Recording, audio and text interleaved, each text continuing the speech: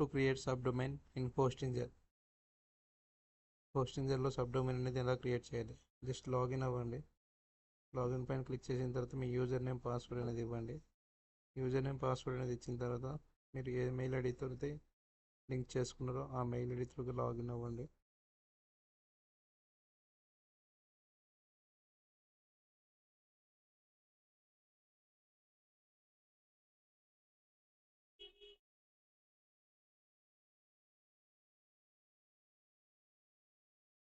Login అయిన తర్వాత మీకు ఇలా ఓపెన్ అవుతుంది.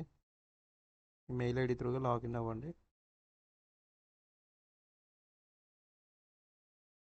తర్వాత ఏ డొమైన్కి అయితే సెలెక్ట్ చేసుకోవాలనుకుంటున్నారో అది చెక్ చేసుకోండి. జస్ట్ మీకున్న డొమైన్స్లోకి వెళ్ళండి. ప్రీమియం వెబ్ హోస్టింగ్, ఇక్కడ మీ డొమైన్ అనేది సెలెక్ట్ చేసుకోండి.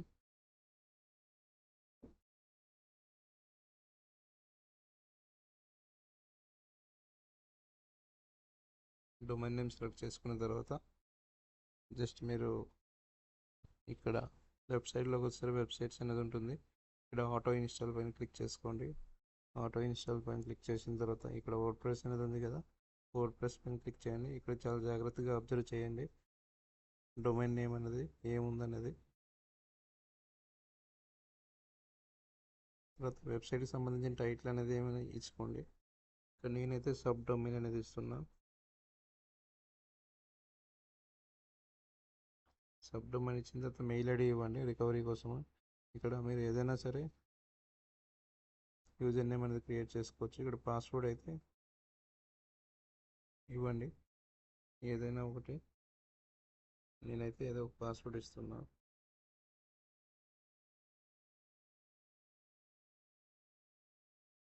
ఇచ్చిన తర్వాత వెరీ ఇంపార్టెంట్ ఏంటంటే ఇక్కడ అడ్వాన్స్డ్ సెట్టింగ్స్లోకి వెళ్ళి ఇక్కడ డొమైన్ సబ్ డైరెక్టరీ ఉంది కదా, ఇది ఇంపార్టెంట్ అండి, లేకపోతే ఉన్న డొమైన్ పోతుంది. దీనిపైన క్లిక్ చేసి ఇక్కడ నేనైతే డెమో వెబ్సైట్ అనేది క్రియేట్ చేసుకున్నా. డెమో ఆర్ ఎగ్జాంపుల్ మీ ఇష్టం, మీరు ఏదైనా నేమ్ అనేది ఇవ్వచ్చు. ఓకేనా, ఇది ఇంపార్టెంట్. ఇదే ఎక్స్టెన్షన్ అనేది ఉంటుంది డెమో అనేది. నెక్స్ట్ పైన క్లిక్ చేయండి. నెక్స్ట్ ఇన్స్టాల్ పైన క్లిక్ చేయండి. ఇన్స్టాల్ పైన క్లిక్ చేసిన తర్వాత మీకు ఇన్స్టాల్ అవుతుంది. ఇక్కడ పాస్వర్డ్ అనేది సరిపోలేదంట, మళ్ళీ ఒకసారి రీఎంటర్ చేసుకున్న పాస్వర్డ్ అయితే స్ట్రాంగ్గా ఇవ్వండి.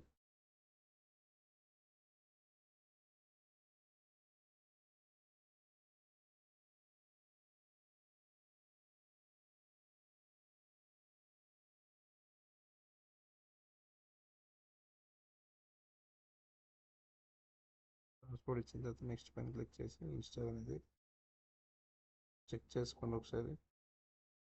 ఓవర్ రైట్ కరెంట్ ఫైల్స్ అంటే క్లోజ్ చేయండి. ఇక్కడ నేను సరిగ్గా ఇవ్వలేదు, అందుకని అలా వచ్చింది.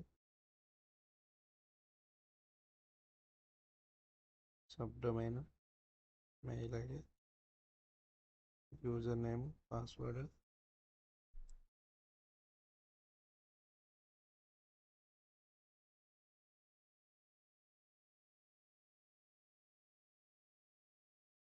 నెక్స్ట్ ఇక్కడ అడ్వాన్స్డ్ సెట్టింగ్స్లోకి వెళ్ళి డెమో అయితే నేను ఇస్తున్నా. ఇక్కడ డేటాబేస్ నేమ్ అనేది మీ ఇష్టం, మీరు ఏదైనా ఇచ్చుకోవచ్చు. నెక్స్ట్ పైన క్లిక్ చేసి ఇన్స్టాల్ అనేది క్లిక్ చేయండి.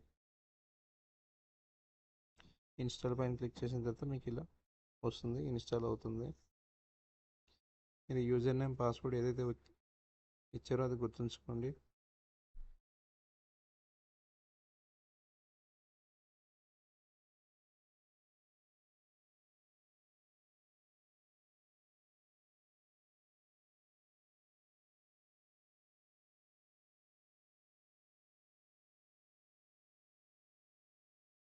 ఇది ఇన్స్టాల్ అవ్వడానికి కొంత టైం అనేది పడుతుంది, కాన్ఫిగర్ అవ్వాలి కదా, అందుకని. ఇన్స్టాలేషన్ అయిపోయిన తర్వాత మీకు ఇలా వస్తుంది.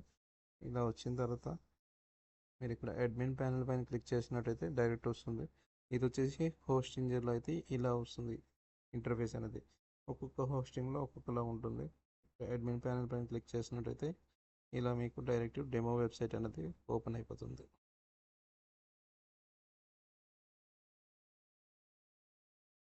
ఇది రీడైరెక్టింగ్ అనేసి ఉంది కదా, రీడైరెక్ట్ అనేది అవుతుంది.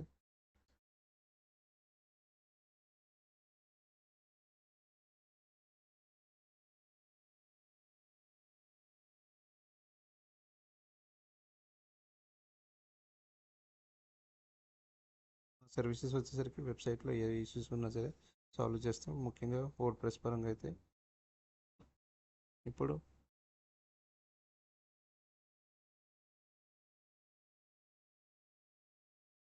ఇది మెయిన్ వెబ్సైట్ అయితే ఓపెన్ అయింది. ఇక్కడ చూసారా ఎక్స్టెన్షన్ అనేది WP అడ్మిన్ అనేది ఓపెన్ అయింది.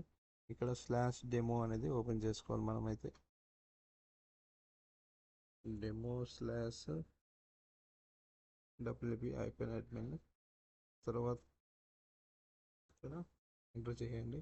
ఇప్పుడు యూజర్ నేమ్ పాస్వర్డ్ అయితే ఇవ్వండి. యూజర్ నేమ్ పాస్వర్డ్ వచ్చేసరికి ఇక్కడ యూజర్ నేమ్ మెయిల్ ఐడి అనేది ఇచ్చుకోవచ్చు, లేదా యూజర్ నేమ్ అని ఇచ్చుకోవచ్చు. ఇక్కడ నేనైతే ఈ మెయిల్ ఐడి అనేది ఇచ్చాను, రికవరీ మెయిల్ ఐడి అనేది. నెక్స్ట్ పాస్వర్డ్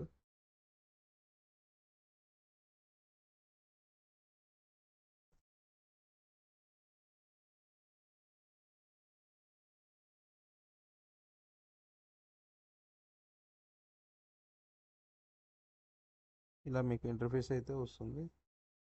వచ్చిన తర్వాత జస్ట్ మీ డిఫాల్ట్ ప్లగ్గిన్స్ కొన్ని ఇన్స్టాల్ అయి ఉంటాయి, అవి మీరు డిలీట్ చేసుకోండి.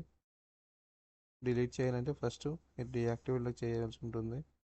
అన్నీ ఒకటేసారి డీయాక్టివేట్ చేస్తున్నా.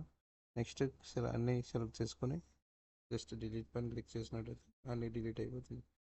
ఇలా మీరు సబ్ డొమైన్ అనేది క్రియేట్ చేసుకోవచ్చు హోస్టింగ్ జర్లో. థ్యాంక్ యూ అండి. Thank you for watching. Please subscribe my channel.